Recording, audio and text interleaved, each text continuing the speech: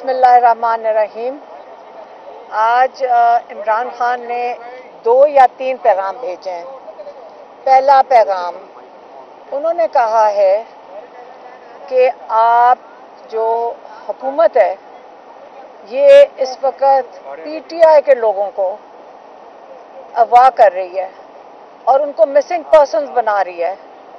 उन्होंने ये कहा कि एक वक्त था पहले कि हमें ये कहा जाता था कि क्योंकि अदालतें इंसाफ नहीं दे रही, हमें इसलिए जो दहशतगर्द हैं उनको उठाना पड़ता है। लेकिन आज ये हमें समझ आई कि आप जब लोगों को उठाते हैं, एक पाकिस्तान की सबसे बड़ी पार्टी के लोगों को, तो आप पहले का हमें नहीं पता कि किनको उठाया जाता था।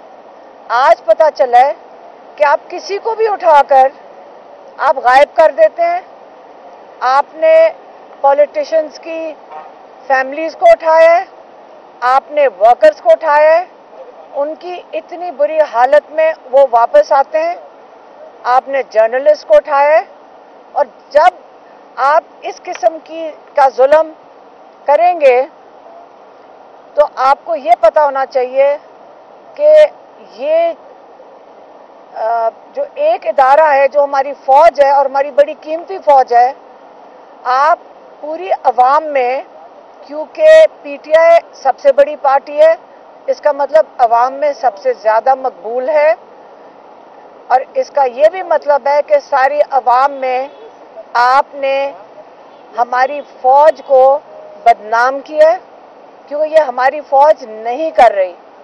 ये एक फ़र्द वाहिद है जिनकी इंस्ट्रक्शंस पे ये नहीं पता कौन करता है।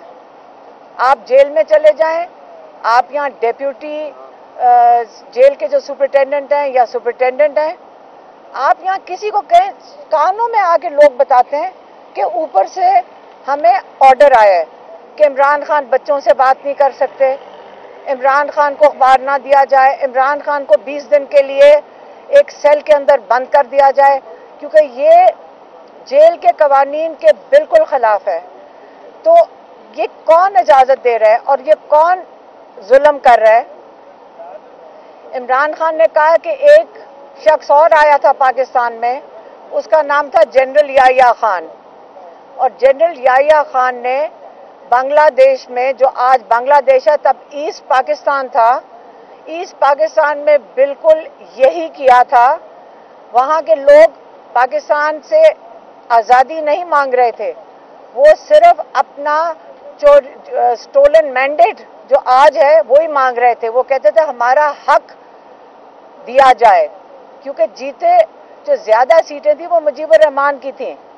लेकिन क्योंकि जो क्या नाम था, याहिया खान, वो पाकिस्तान का सदर बन के अगले 10 साल बैठना चाहता था, उसने पाकिस्तान के साथ बहुत जुल्म किया था और वहाँ पे लोगों के साथ बड़ा जुल्म किया था।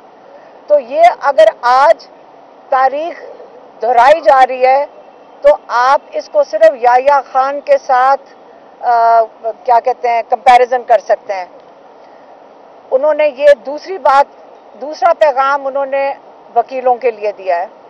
उन्होंने ये कहा, इमरान खान ने, कि एक वक्त था मुशर्रफ के वक्त जिस वक्त एक चीफ जस्टिस को हटाया गया था, जो कि लॉयर्स के मुताबिक नाजायज़ हरकत थी उनकी तरफ से, मुशर्रफ साहब की तरफ से। तो उसके लिए वकला ने बहुत बड़ी तहरीक की थी।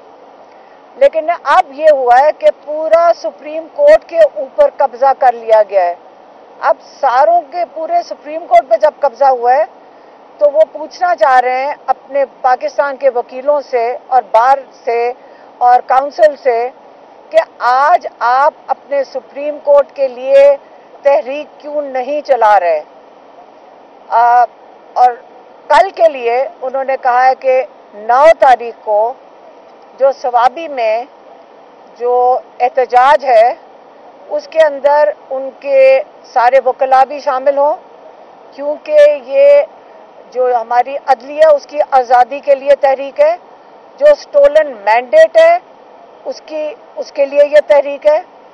और कल सारे के वो कह रहे हैं इमरान खान के उनके टिकट होल्डर्स, उनके MNAs ان کے MPAs اور سب وکلا اس تحریک میں اور سارے پاکستانیوں کو عمران خان نے کال دیا ہے کہ اب آپ کو اپنے حق کے لیے کھڑا ہونا پڑے گا.